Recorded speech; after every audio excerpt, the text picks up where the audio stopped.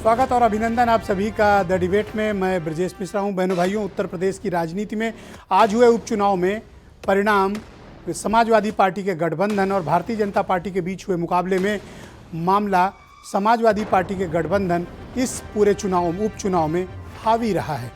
हालांकि Rampur seat Bharatiya Janata party ने जीतकर रामपुर में नया इतिहास रचा है, क्योंकि अब तक कभी रामपुर की ये सीट बीजेपी जीत नहीं पाई और आजम खां 1980 से लेकर अब तक इस सीट पर काबिज थे, एक बार 1996 को छोड़कर।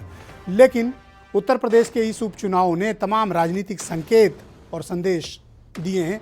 आज की परिचर्चा हम उत्तर प्रदेश के उपचुनाव के बारे में करने वाले हैं।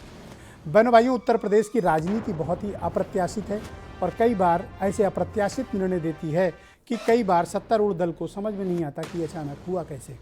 उत्तर प्रदेश में आज हुए उपचुनाव में कुछ ऐसे इस तरह के परिणाम आए हैं जिससे सत्तारूढ़ दल भारतीय जनता पार्टी चौंक गई है।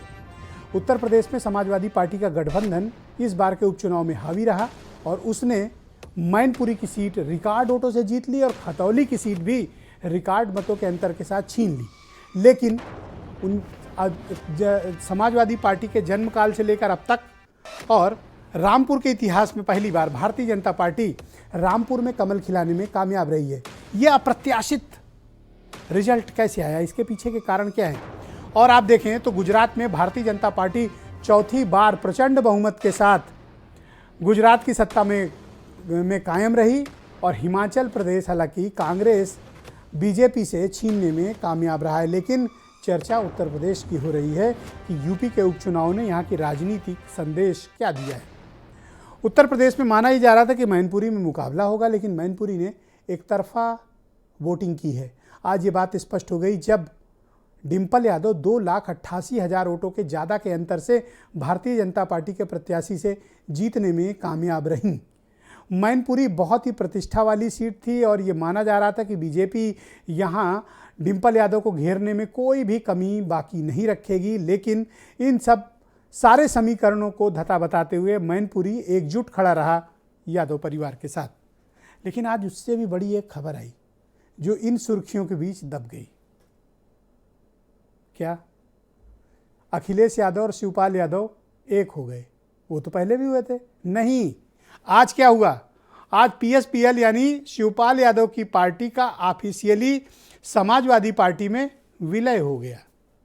शिवपाल यादव ने समाजवाद का झंडा स्वीकार लिया, अपनी गाड़ी में लगा लिया। शिवपाल अखिलेश अब एक ही पार्टी में हो गए, समाजवादी पार्टी। अब पीएसपीएल नाम की पार्टी खत्म कर दी गई, यानी शिवपाल अखिलेश एक हुए। मैनपुरी के इस परिणाम ने चाचा भतीजा को एक कर दिया। अब ये एक ही दल में है, समाजवादी पार्टी। तो उत्तर प्रदेश में एक तो उपचुनाव के परिणाम, दूसरा चाचा भतीजा का साथ आना, दूसरा रामपुर में बीजेपी का जीत जाना और इन दो सीटों पर समाजवादी पार्टी गठबंधन यानी राष्ट्रीय लोकदल खतौली और मैनपुरी समाजवादी पार्टी का जीतना क्या संकेत देगा, इस विषय पर आज हम परिचर्चा को आगे बढ़ाएंगे। पहले आप कुछ बयान सुन लें।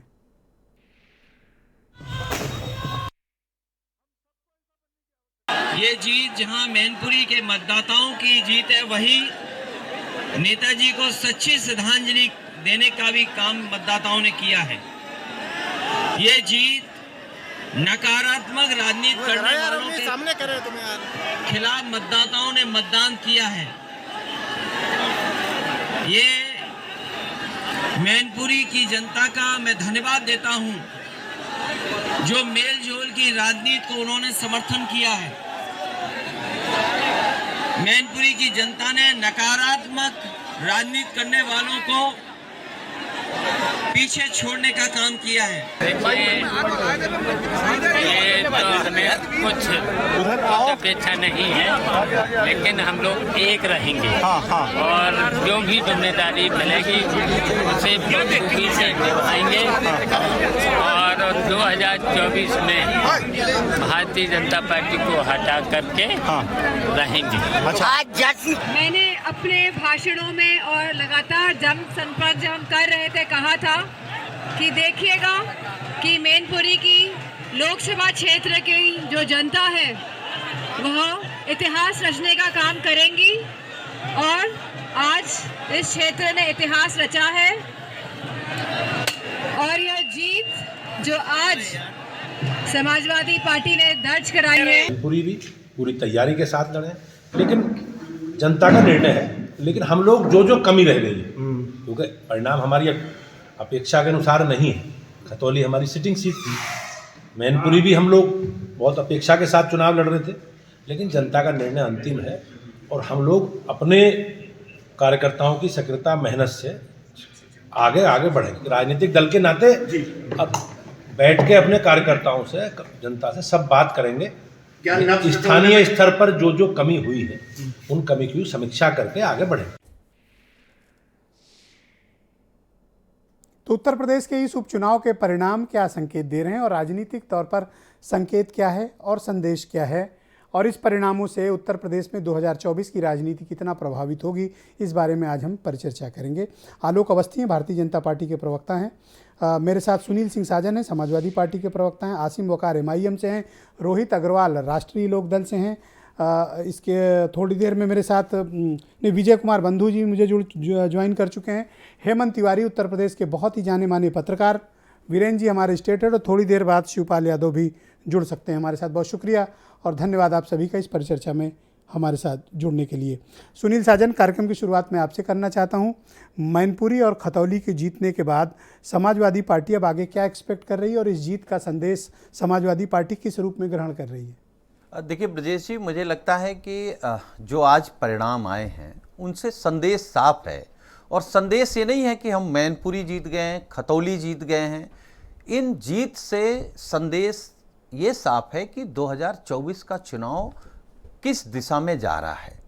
और मैनपुरी जहां पूरी सरकार तांडव कर रही थी, जो समाजवादी पार्टी का समर्थक प्रधान था घर नहीं सो पाया एक सप्ताह, जो बूथ का अध्यक्ष था घर नहीं सो पाया, क्योंकि पुलिस डेली जा रही थी। इतना दबाव होने के बावजूद, इतना दुष्प्रचार करने के बावजूद जो ऐतिहासिक जीत मैनपुरी की सम्मानित जनता ने माननीय डिंपल यादव जी को दिया है, ये दर्शाती है जीत कि नेताजी के रहते भी नेताजी का जलवा कायम था, नेताजी के बाद भी नेताजी का जलवा कायम है। वहां की जनता ने, सम्मानित जनता ने नेताजी को सच्ची श्रद्धांजलि दी है।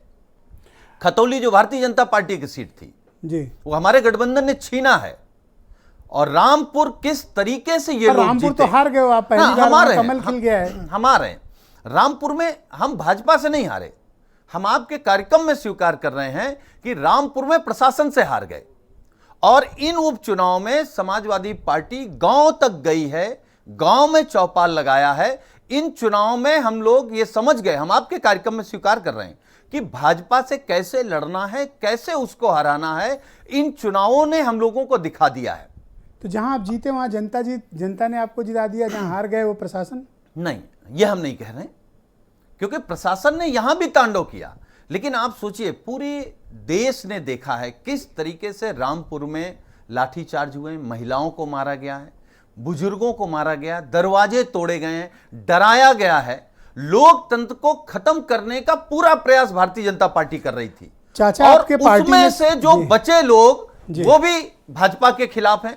हाँ, जहां तक सवाल माननीय शिवपाल जी का है, चाचा आज जी उन्होंने का विलय कर लिया, तो ये क्या मजबूरी आन पड़ी कि चाचा को आपको विलय कराना? मजबूरी नहीं ब्रजेश जी। जहां उत्तर प्रदेश में उपचुनाव हो रहे थे, जहां मैनपुरी के सम्मानित जनता नेताजी को श्रद्धांजलि दे रही थी, वहीं माननीय शिवपाल यादव जी ने सच्ची श्रद्धांजलि नेताजी को दी है। जो नेताजी चाहते थे परिवार एक हो, नेताजी चाहते थे जो आंदोलन, जो लड़ाई, जो पार्टी, जो नीतियों के तहत पार्टी नेताजी ने खड़ी की, वो आंदोलन तो आगे चाचा जाए, का पार्टी रोल अब आगे जाए। क्या होगा? मुझे लगता है कि मैं आपके कार्यक्रम में कह रहा हूं, नेताजी अब रहे नहीं, तो बड़े बुजुर्ग के रूप में माननीय शिवपाल जी हैं। उनका आशीर्वाद माननीय अखिलेश जी पर भी है, पूरी पार्टी पर रहेगा, हमारे जैसे लाखों कार्यकर्ताओं पर रहेगा। उनके अनुभव का, उनके क्रांतिकारी तरीके का मुझे लगता है हम लोगों को फायदा मिलेगा। वो नेताजी की जगह अब मुझे लगता है पार्टी में अभिभावक के रूप में रहेंगे, हम लोगों को मार्गदर्शन बहुत शुक्रिया आपका। मैं आलोक अवस्थी को आमंत्रित करता हूं। आलोक जी, बहुत स्वागत आपका। Mainpuri Samajwadi party record vote से जीत गई, खतौली भी आपसे छीन ली, रामपुर में आप कमल खिलाने में कामयाब रहे, लेकिन आपकी अपेक्षा के हिसाब से तो प्रदर्शन नहीं कर पाए, इसका कारण क्या है? ब्रजेश जी, हमने ईमानदारी से चुनाव लड़ा, मुद्दों पर चुनाव लड़ा और अच्छे प्रत्याशियों को देकर के चुनाव लड़ा। जरूर यह है कि मैनपुरी में हम हारे हैं और अच्छे खासे वोटों से हारे हैं। उसका कारण है, वह नेताजी की सीट थी। नेताजी के स्वर्गवास होने के बाद वहाँ पर एक सहानुभूति की लहर चल रही थी और मैं तो ये कहूँगा कि यह आज की जो मैनपुरी की जीत है वो शिवपाल सिंह यादव की जीत है। अखिलेश यादव को अपने नेतृत्व में विचार करना चाहिए। जब स्वयं नेताजी चुनाव लड़ रहे थे तो 94,000 वोट से अधिक नहीं पाए थे और बसपा उनके समर्थन में थी। मायावती जी ने खुद सभा करी थी, तब 94,000 लीड से जीते थे। तो शिवपाल सिंह यादव को क्रेडिट देना चाहिए इस जीत का और अखिलेश यादव जी को उनको नेता चुन लेना चाहिए, मेरा इतना मानना है। दूसरी बात, हमारे मित्र सुनील यादव जी अभी बहुत सारी बातें दुष्प्रचार की कर रहे हैं। निश्चित बात है, दुष्प्रचार हुआ है, समाजवादी पार्टी की तरफ से दुष्प्रचार हुआ है। एक तरफ वो कह रहे थे कि लाठी चल रही है, गोली चल रही है, घर पे रहने नहीं दे रहे हैं, वोटरों को भगा रहे हैं। दूसरी तरफ 3 लाख से अधिक वोटों से वो जीत रहे हैं। तो यह दोनों चीजें आपस में मिलती नहीं है। और जहां तक कि रामपुर की बात है, रामपुर का किला हमने लोकसभा के उपचुनाव में भी ढहा दिया था। वहां पे भी हम पहले कभी नहीं जीते थे और आज विधानसभा में भी हमने उस किले को ढाया है दोबारा से और रामपुर विधानसभा को भी हमने जीता है। यह बहुत बड़ी बात है। खतौली की सीट कैसे हार गए? काफी बड़े मार्जिन से खतौली की सीट हारे थे, जबकि आपने मैनपुरी खतौली बहुत घेर कर चुनाव लड़ा था, लेकिन दोनों सीट आपके हाथ से निकल गई। देखिए, मैनपुरी हम कभी नहीं जीते आज तक। बहुत समाजवादी पार्टी की सीट रही है, नेताजी की सीट रही है और उसके पहले और अन्य नेताओं की सीट रही है, लेकिन भारतीय जनता पार्टी उस सीट से कभी नहीं जीती है। तो मैनपुरी भी हम कभी दावा नहीं करते। रामपुर भी हम कभी नहीं जीते थे, लेकिन हम छीन करके ले आए हैं। आजमगढ़ भी छीन के लाए हैं, हम अमेठी भी छीन करके खतौली में क्या हो गया? कई ऐसे गढ़ों को ढाया है जहां पर पार्टी के प्रदेश अध्यक्ष भी वहीं। खतौली की हार की हम समीक्षा करेंगे। हमारे कार्यकर्ताओं से बातचीत की जाएगी, लोकल नेताओं से। हमारे अध्यक्ष स्वयं बैठ करके बात करेंगे और जो कमी बेसी होगी उसको हम ठीक कर लेंगे। लेकिन राजनीति का जो एक परसेप्शन का जो चुनाव होता है, एक कहा जाता है ना कि नेतृत्व की विश्वसनीयता, तो मैं ये साफ साफ कहता हूं कि यह चुनाव अखिलेश यादव का चुनाव नहीं था, यह चुनाव शिवपाल सिंह यादव का चुनाव था और अखिलेश यादव को उनका तो क्या शिवपाल यादव पूरी बीजेपी पर इतना भारी पड़ गए? देखिए, भारतीय जनता पर पार्टी पे क्या भारी पड़ेंगे है। 63-65 सीटें हमारी लोकसभा के अंदर है और हम 275 के आसपास विधानसभा में हैं। हम 2/3 बहुमत के नजदीक हर दोनों उसमें चल रहे हैं। हमारे नेता नरेंद्र मोदी जी हैं, हमारे नेता योगी आदित्यनाथ जी प्रदेश के अंदर हैं। दोनों बेदाग नेता हैं। थैंक यू आलोक जी। कल्याण योजनाओं में साथ में लगे हुए हैं, गरीब कल्याण योजनाओं को जनता के बीच में ले गए हैं। उनकी बराबरी कोई नेता नहीं कर सकता है। मेरे साथ रोहित अग्रवाल मौजूद हैं, राष्ट्रीय लोकदल के प्रवक्ता हैं। क्या बात है रोहित, बहुत तन कर बैठे हुए हो?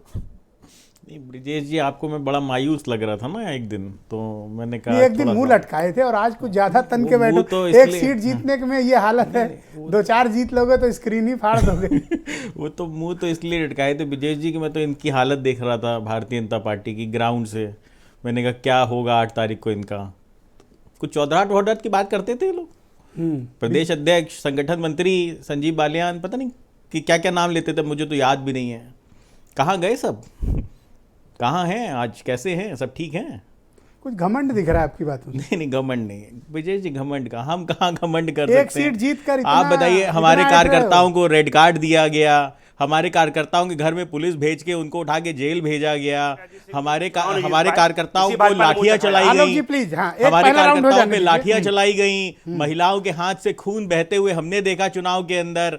विजय जी, हम काहे का घमंड कर सकते हैं? हम तो सिर्फ इतना कहेंगे, हमने लोकतांत्रिक गठबंधन किया था सबके सामने और भारतीय जनता पार्टी ने प्रशासन के साथ गठबंधन किया था अलोकतांत्रिक, जो हम सब ने वीडियो के माध्यम से देखा किस तरीके से पूरे चुनाव के अंदर एक दबाव की राजनीति करने का काम भारतीय जनता पार्टी ने किया। मैं यही कहूंगा तो फिर अगर इतना था तो 22,143 वोट से जीते हो, अभी भी कंप्लेन?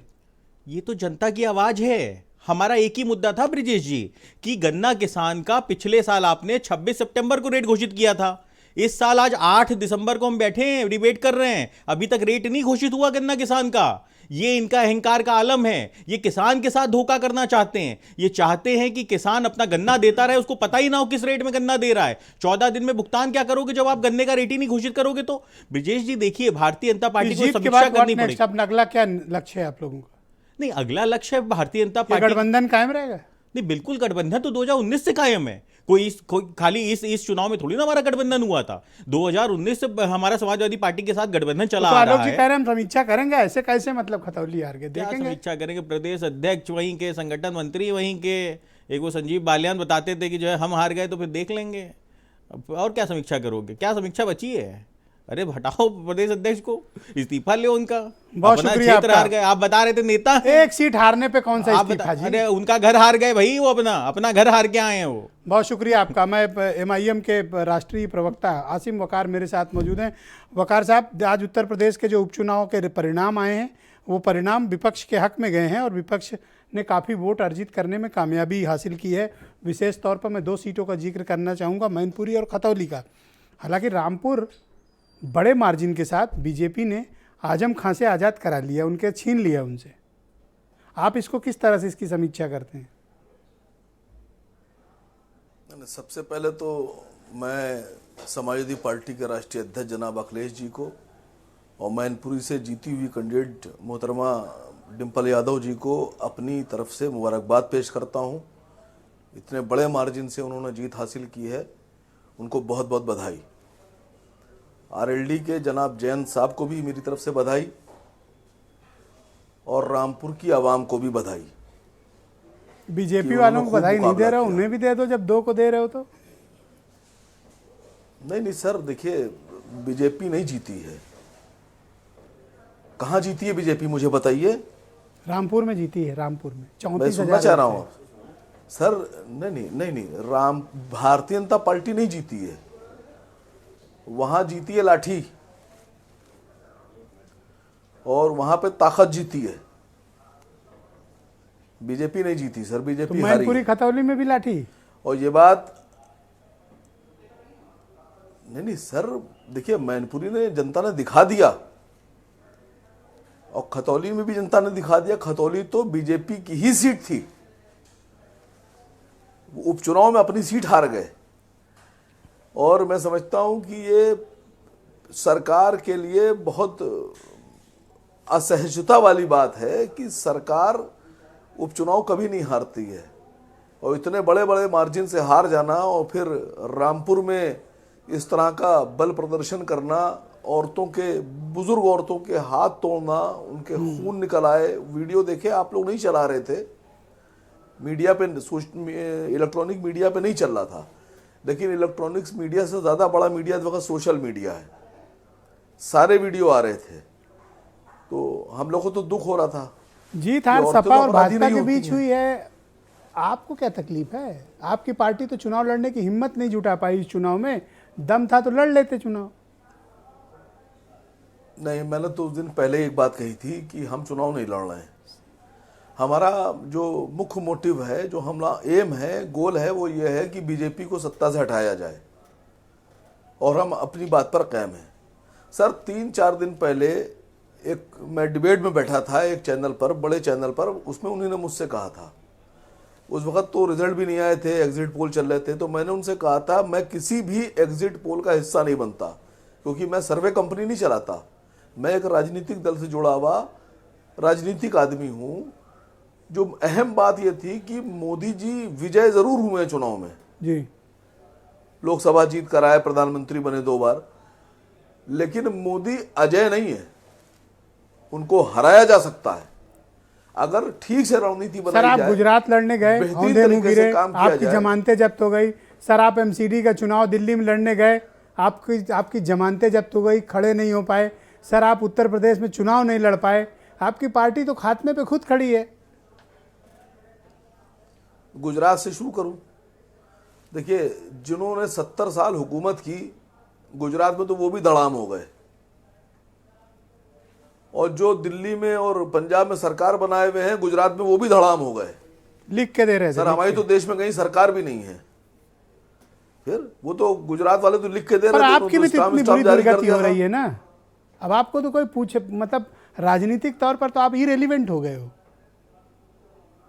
नहीं, आप ये कह सकते हैं कि हम इररिलेवेंट हो गए हैं, लेकिन ना राजनीतिक दल ना राजनीतिक व्यक्ति वो कभी भी इररिलेवेंट नहीं होता है। और जो लोग हार से डर जाते हैं और हार के डर से बैठ जाते हैं, वो लड़ नहीं सकते। योद्धा कभी नहीं डरता, हारता है फिर लड़ता है, हारता है फिर लड़ता है। फिर लड़ोगे अब मैं आपसे अगर यही बात कहूं कि क्या सर, क्या नहीं गुजरात में क्या कांग्रेस अब नहीं लड़ेगी, या आम आदमी पार्टी नहीं लड़ेगी, या दिल्ली में कांग्रेस चुनाव हार गई, बिल्कुल खत्म के बराबर हो गई है, तो क्या कांग्रेस को ये मान लिया जाए कि वो धड़ाम हो गए, खत्म हो गए? जी सर, मसला ये नहीं होता, मसला ये होता है कि आपका दुश्मन कौन है।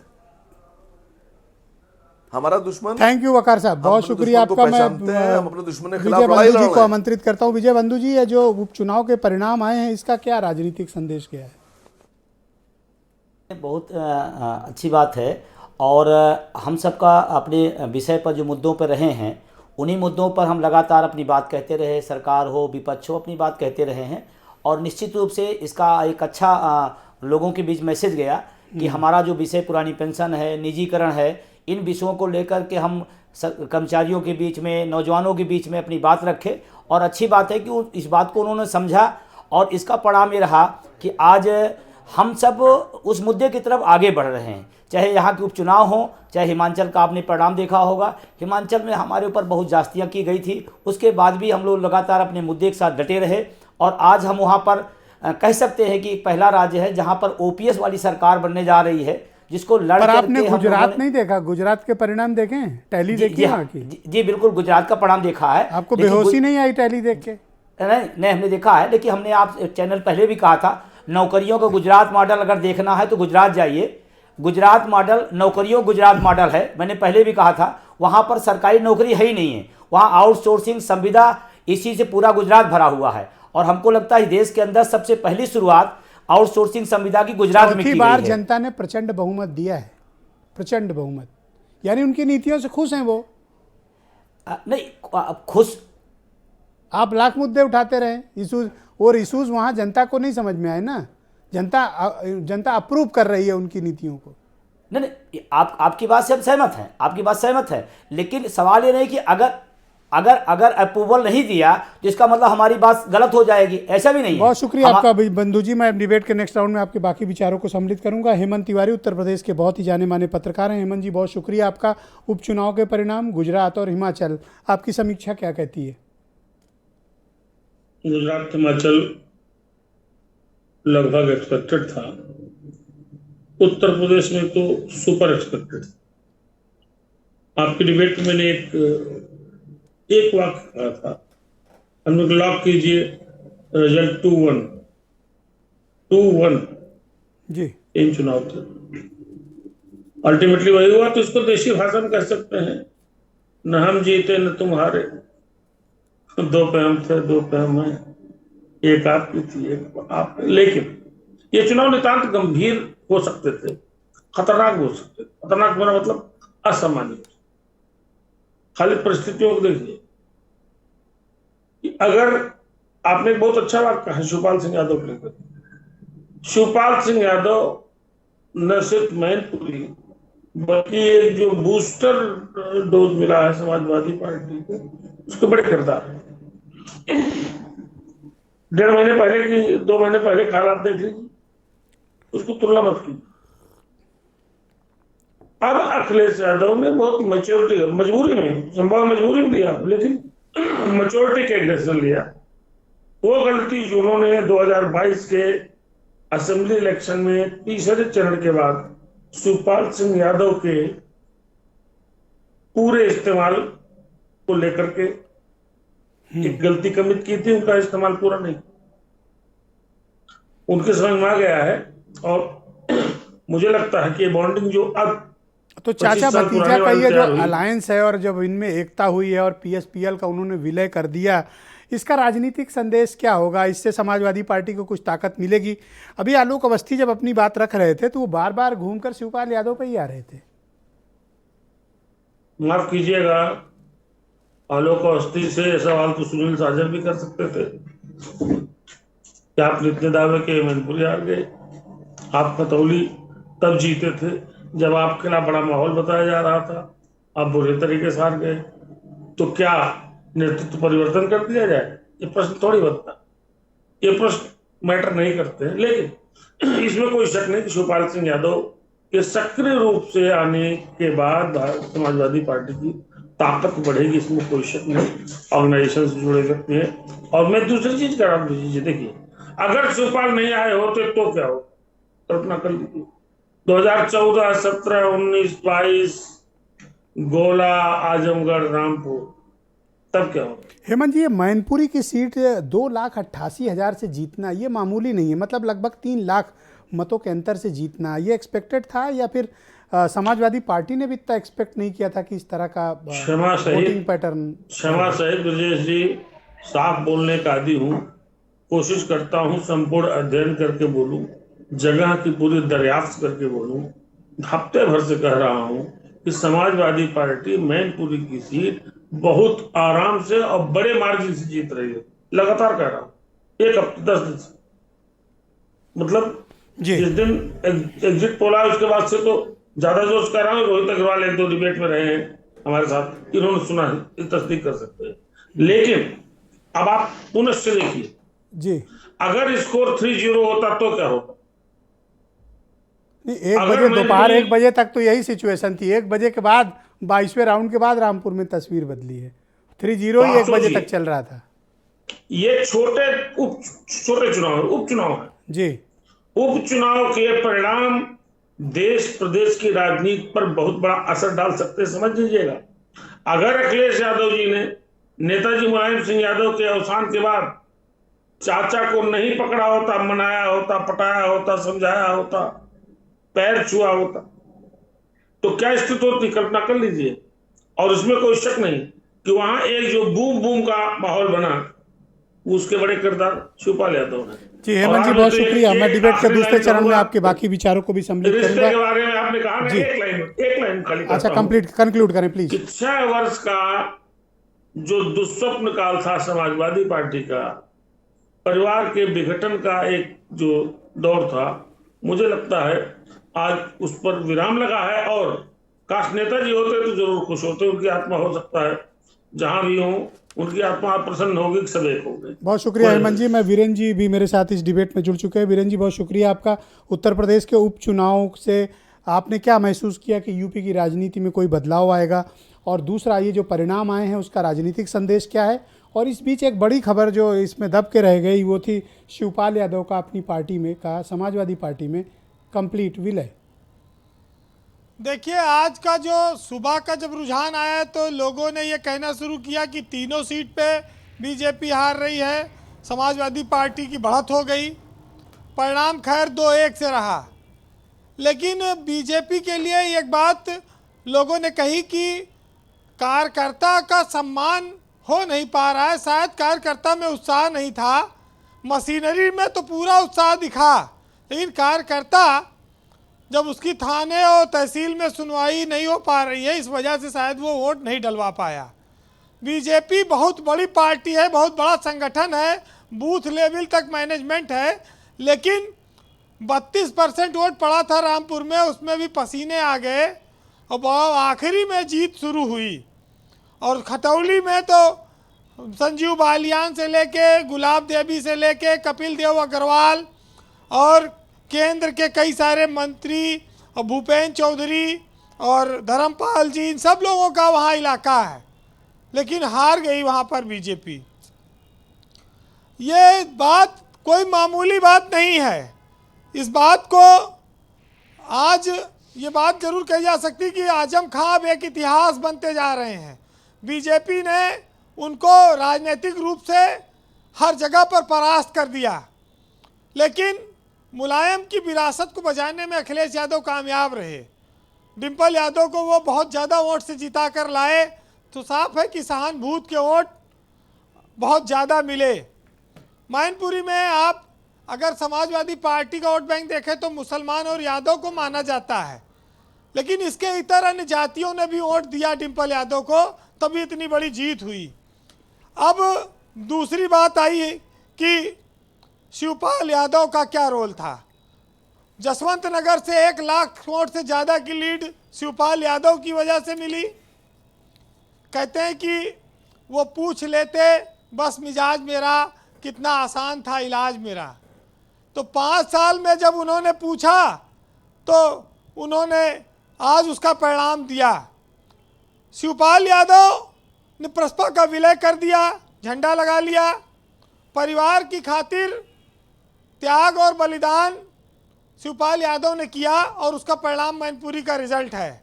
आगे बहुत सारी चुनौतियां उनके सामने आने वाली हो सकती हैं, लेकिन अखिलेश यादव हो या और समाजवादी पार्टी के नेता, देखिए झटके का एहसास तब होता है जब आप गड्ढे में गाड़ी जाती है, तब झटका लगता है।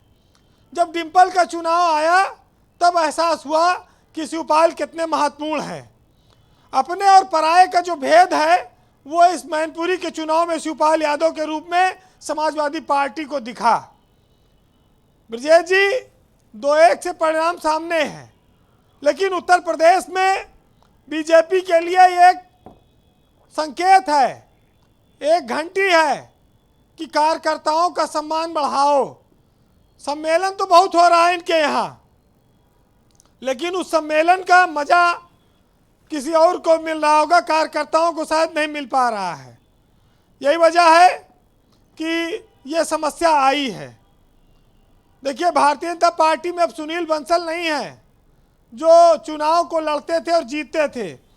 योगी के करिश्मे से, प्रशासनिक व्यवस्था से आप व्यवस्था दुरुस्त करके कब तक लड़ेंगे? जनता का तो साथ होना चाहिए। और शिवपाल यादव को लोगों ने कहा फुटबॉल हो गए और उनको वो तमाम सारी आलोचनाएं हुई, लेकिन देखिए जीत लाए वो। ये सुखद परिणाम उनको आज अखिलेश यादव को इस बात के लिए सोचने पर मजबूर करता है कि अगर 2022 के चुनाव में शिवपाल यादव साथ होते तो उत्तर प्रदेश में उनकी पार्टी की स्थिति कुछ और भी हो सकती थी जी। लेकिन देर से ही सही, चलिए परिवार को उन्होंने एक किया, आज झंडा भी एक कर दिया, एक राजनीतिक दल बना दिया, एक विचारधारा बना दी। अब संघर्ष का रास्ता भी एक उनको करना होगा। समाजवादी पार्टी के एक विधायक गुजरात में भी जीत गया, वहाँ पोरबंदर में कोई कुटियाना विधानसभा में, वो भी बड़ा आश्चर्य की बात है। ब्रजेश जी धर्म सिंह सैनी खटौली में सभा में शामिल होने के लिए जा रहे थे, आधी रास्ते से लौट आए भाजपा के। महेश शर्मा, लगड़ा त्यागी, नोएडा कांड, तमाम सारी चीज़ें वहाँ पर उठी। देखिए विक्रम सैनी की हार के पीछे कुछ जातिवादी बयान भी सामने रहे जिसको लोगों ने बुरा माना, लेकिन खतौली में चंद्रशेखर रावण, दलितों के वोट का जो सहयोग लोकदल को मिला, उससे भी उनकी जीत में काफ़ी महत्वपूर्ण भूमिका निभाई उसने। देखिए इस पूरे चुनाव के हीरो अगर आप कहेंगे तो शिवपाल यादव माने जाएंगे, और जो लोग दिल के सच्चे होते हैं जिंदगी में उनको उतना ही ज़्यादा इम्तहान भी देना पड़ता है। जी वीरेंद्र जी। लेकिन सियासत ये कहती है कि जब तालाब भरता है तब मछलियाँ चींटियों को खाती हैं, और जब तालाब खाली होता है तब चींटियाँ इन्हीं मछलियों को खा जाती हैं। यानी कि मौका सबको मिलता है, बस आपको अपनी बारी का इंतज़ार करना पड़ेगा। तो हर चीज़ का एक दौर है। बीजेपी ने भी इस देश में बहुत लंबे समय तक इंतज़ार किया, बहुत संघर्ष किया, तब जाकर वो सत्ता में आई है, और आज वो इसीलिए अजय बनती गई। ये ज़रूर है कि उपचुनाव उत्तर प्रदेश में पहले 3 हुए, फिर 3 हुए, एक आध हारी, वो एक हार भी खतौली की, तो बीजेपी की सीट हार गई, तो उनको मंथन तो करना पड़ेगा। ये बहुत बड़ी जीत है विपक्ष की जी। और जब आपकी सत्ता है उसके बावजूद नेता आपके पास है तब आप हार जाएं। बहरहाल कहते हैं कि कई बार गिरा फिर भी खड़ा हूं मैं, और कई बार टूटा फिर भी जुड़ा हूं मैं, और मेरे जख्म हार जीत मत देखो, देखो कि ये मैं कितना लड़ा हूं मैं, और समझौते ज़िंदगी बदल देती मगर लोग विचारों से लड़ा हूं मैं, और ईश्वर को महसूस करने के लिए हर बार सलीब पर चढ़ा हूं मैं, और मेरे जाने से बात न जाएगी, लहू की एक एक बूंद से खड़ा हूं मैं। और ब्रजेश जी कहा गया है कि इस रहीमन इस संसार में सबसे सुखी वकील, और जीत गए तो वाह वाह, हार गए तो अपील। बहुत शुक्रिया आपका वीरेंद्र जी, बहुत बहुत धन्यवाद। सुनील साजन समाजवादी पार्टी के प्रवक्ता हैं, मेरे साथ मौजूद हैं। सुनील जी, मैं आपसे समझना चाहता हूं तमाम कोशिशों के बावजूद, तमाम घेराबंदी के बावजूद, तमाम रणनीति बनाने के बावजूद, अखिलेश यादव के सभा करने के बावजूद आप रामपुर सीट हार गए। देखिए ब्रजेश जी, मैंने आपसे पहले राउंड में भी कहा इस बात को कि भारतीय जनता पार्टी पूरी ताकत के साथ लगी रही कि लोकतंत्र खत्म हो जाए, लेकिन उसके बावजूद लोग निकले, मैनपुरी जिताई, खतौली जिताई। हाँ, इस बात को मैं फिर दोबारा कह रहा हूं कि भाजपा नहीं जीती है रामपुर में, प्रशासन का डंडा जीता है। तो हम लोग इस चुनाव में भाजपा को भी हराना जान गए हैं और अब चाचा समाजवादी पार्टी का हिस्सा हो गए हैं, खतौली और पार्टी के नेता हो गए हैं। मैनपुरी में कौन जीता फिर? अगर वहां लाठी जीती तो? नहीं, हम आ रहे हैं। तो अब हम प्रशासन से भी लड़ना सीख गए हैं। ऐसा नहीं है कि इनकी लाठी और डंडा खतौली और मैनपुरी में नहीं चला, यहां भी चला। अगर निष्पक्ष चुनाव हुआ होता तो खतौली और मैनपुरी में भारतीय जनता पार्टी की जमानत जब्त होती और रामपुर में भारतीय जनता पार्टी हारती। ये किसी तरीके से इज्जत बचाए। अभी भाजपा के प्रवक्ता कह रहे हैं कि शिवपाल जी का योगदान है, आप उन्हीं को धन्यवाद दे दीजिए, वो समाजवादी पार्टी के नेता हैं, आप किसी का धन्यवाद दे दीजिए। लेकिन ये सच है ब्रजेश जी, चाचा और भतीजे मिल गए हैं तो जितने मामा लोग हैं उन बहुत बेचैन हैं। चाचा विधायक हैं हमारे, आज एक मीम चल रहा है। नहीं, मतलब चाचा भतीजे अगर मिल गए तो जो मामा लोग हैं वो मामा लोग बहुत शुक्रिया आपका सुनील जी, बहुत शुक्रिया। मैं आलोक अवस्थी जी को परेशान होने की जरूरत नहीं है, अपनी नीतियों को देखने की जरूरत है। विपक्ष में सामूहिक रूप से विपक्ष आरोप लगा रहा है कि बीजेपी लाठी के दम पर जीती है रामपुर। देखिए ब्रजेश जी, मैं इस बात का जिक्र नहीं करना चाहता था, मजबूरी में करना पड़ रहा है। 2012 में ले जाना चाहता हूँ, मुख्यमंत्री अखिलेश यादव थे, कन्नौज में उपचुनाव था और डिम्पल यादव जी वहाँ से प्रत्याशी थी और उनको निर्विरोध जिताया गया। लोकसभा का उपचुनाव निर्विरोध जिताना किसी भी पार्टी के लिए आप समझ सकते हैं कि डंडे की और पैसे की और धमक की ताकत मुझे याद है, ये अखिलेश यादव जिन्हें बीजेपी ने टिकट दिया था वो सपा में शामिल, हमारे प्रत्याशी नहीं, हमारे प्रत्याशी शामिल हुए थे, मंत्री भी बनाया था डंडे के डर से नहीं। आलोक जी, एक सेकंड, नहीं, आलोक जी से मैं अनुरोध कर लूं। देखिए आपके बीच में नहीं बोले ना वो, अब आप उनको बोले दीजिए प्लीज। मैं टाइम दूंगा आपको, मैं टाइम दूंगा आपको। एक second Sunil ji please, Alok ji go ahead. Brajesh ji मुझे संरक्षण, हाँ यस प्लीज गो अहेड।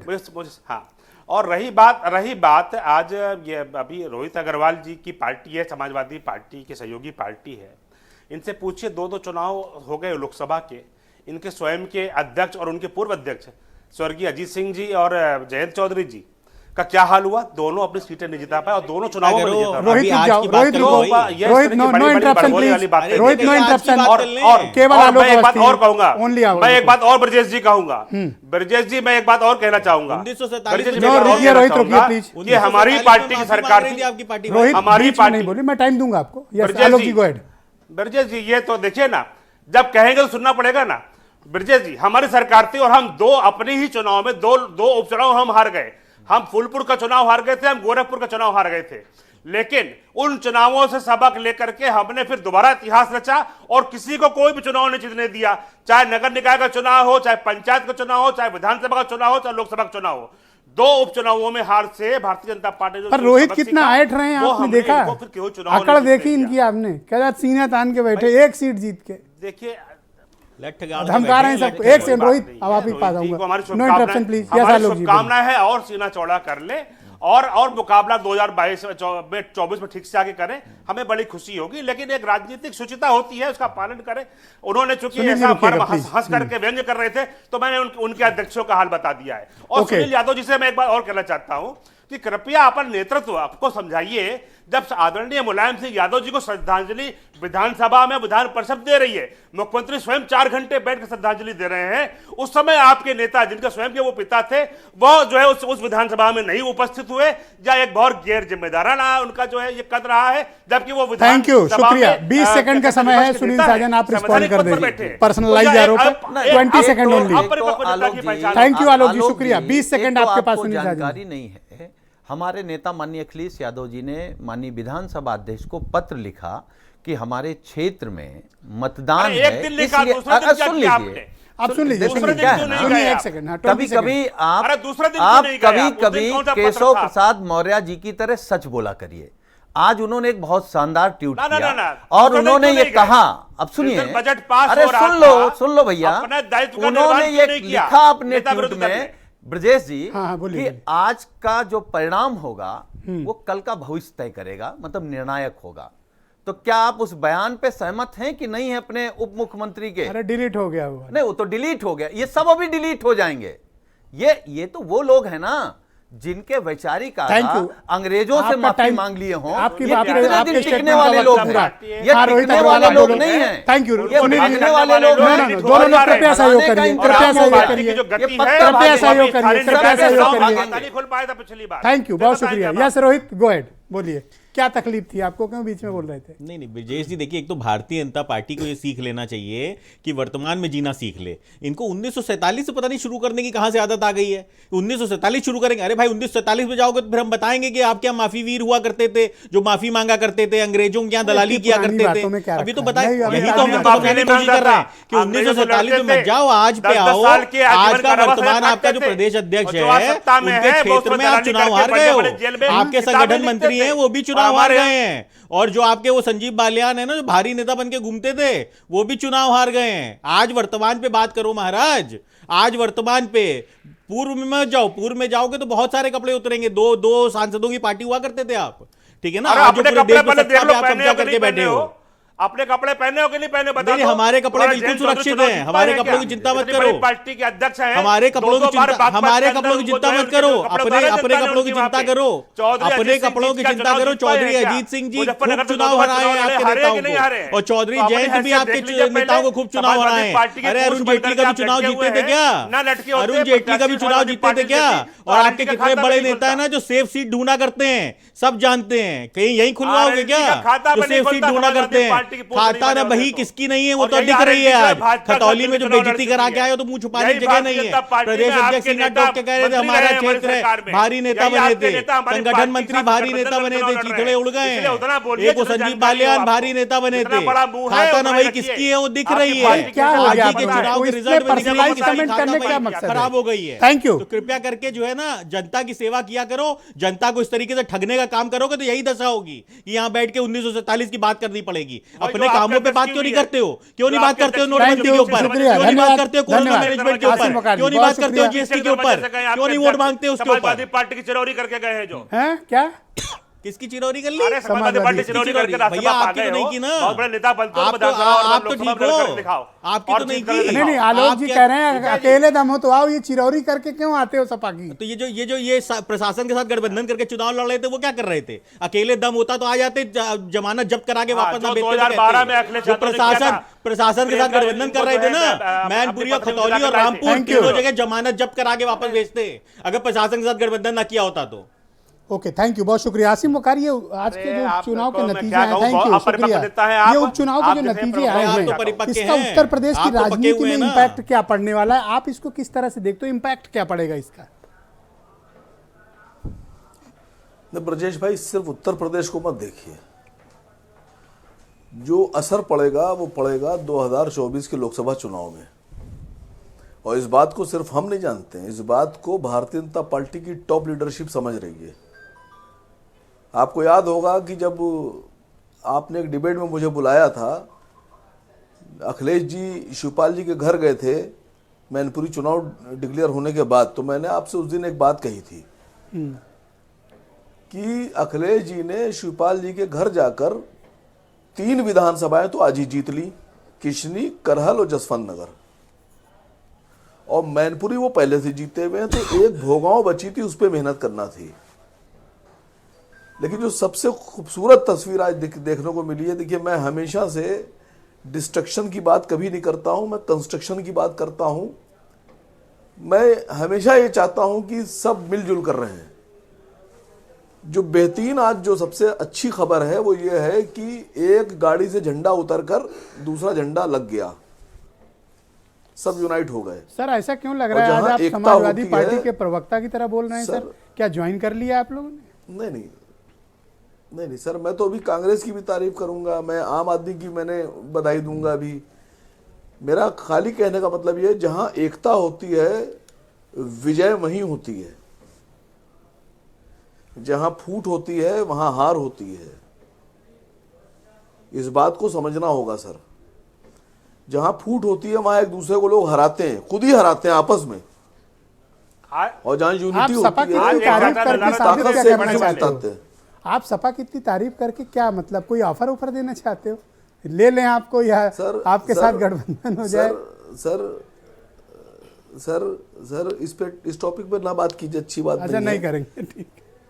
जिस तरह से हिमाचल प्रदेश में कांग्रेस ने सरकार बनाई, बीजेपी हारी, जिस तरह से 15 साल की सत्ता नगर निगम दिल्ली से उखाड़ के फेंक दी गई, ये बात तो सच है कि नशा बहुत दिन तक नहीं रहता है, उतर जाता है।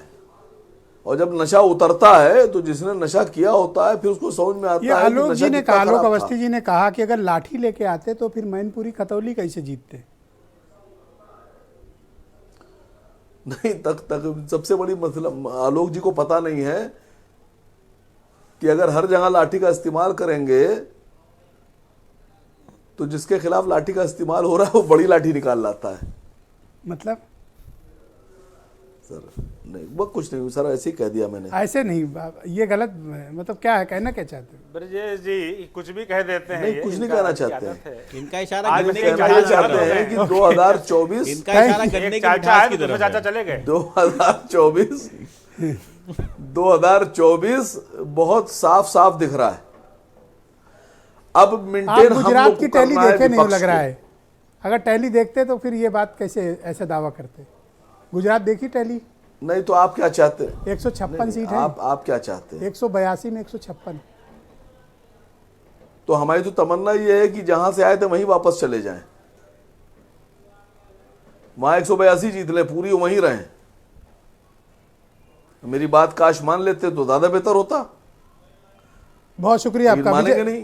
विजय बंधु जी, इम्पैक्ट क्या पड़ेगा इसका पॉलिटिकली, इस परिणाम का? देखिए सर, 2024 का जो चुनाव है वो इस देश के लिए भी महत्वपूर्ण है, और इस देश के जो बेरोजगार लोग हैं, जो नौकरी पेशा लोग हैं, जो तमाम सारे ऐसे लोग हैं। और मैं तो कहता हूँ चुनाव में शिक्षा, रोजगार, सामाजिक सुरक्षा, इन विषयों पर बात होनी चाहिए। और आज अगर रोजगार का इंडेक्स देखें आप तो बहुत नीचे हम आ चुके हैं। अगर हम स्वास्थ्य सेवाओं की बात करें तो बहुत सारे नीचे हम आ गए हैं। 24 में चुनाव का जो लोकसभा चुनाव हो बहुत बड़ा इम्पैक्ट पड़ेगा। और क्योंकि मैं आपको बताना चाहता हूं, क्योंकि निजीकरण का जो एक समस्या सरकार द्वारा उठाई जा रही है, लगातार सरकारी संस्थाओं का प्राइवेटाइजेशन किया जा रहा है। अभी राजकीय पॉलिटेक्निक कॉलेज को, ITI को, अग्निशमन को सब प्राइवेट सेक्टर में दे दिया।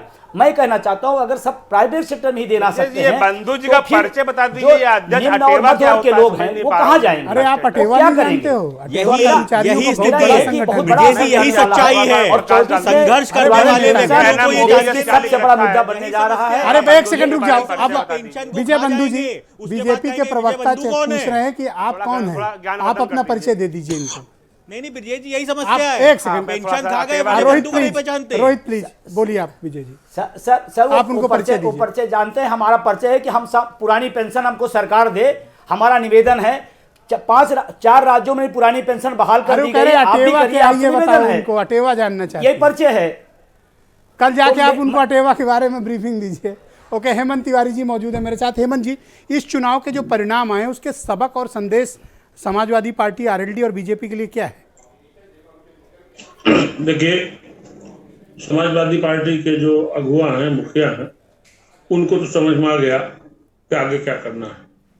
गलतियां क्या की ये भी समझ में आ गया, गलती कितना भारी पड़ी ये भी समझ में आ गया, गलती दोबारा करते तो कितना भारी पड़ सकती ये भी समझ में आ गया। लेकिन समग्र दृष्टि से देखें तो भारतीय जनता पार्टी का जो विजय रथ चल रहा है, जिसके बारे में तमाम चर्चा आलोचना होती है जी, उस पर बहुत अधिक कोई ब्रेक लगा नहीं है। अगर आज ये परफॉर्म कर लेते थोड़ा बेहतर हिमाचल प्रदेश में, तो भारतीय जनता पार्टी तो एकदम पूरे देश भर पटाखे फोड़ती। मतलब पब्लिक में अभी नरेंद्र मोदी की एक्सेप्टेंस है, अच्छी खासी है। लेकिन बीजेपी के प्रदेश अध्यक्ष खुद कह रहे हैं कि परिणाम हमारी आशाओं के बिल्कुल अनुरूप नहीं है और हम इसकी कार्यकर्ताओं के साथ समीक्षा करेंगे। कहाँ की बात कर रहे हैं? उत्तर प्रदेश प्रदेश अध्यक्ष। हाँ, तो उत्तर प्रदेश के अध्यक्ष के लिए स्वयं ये बड़ी चोट है, और उन सबके लिए चोट है जो ओवर कॉन्फिडेंट थे। ओवर कॉन्फिडेंट आप हुए, आप गए। भारतीय जनता पार्टी ने खतौली की सीट अपने खाते में ऑलरेडी मान ली थी, को जीत चुके हैं। रामपुर में संशय था, मैनपुरी में समझ गए कि बराबर लड़ रहे हैं। मैनपुरी में लड़ाई में ही नहीं थी।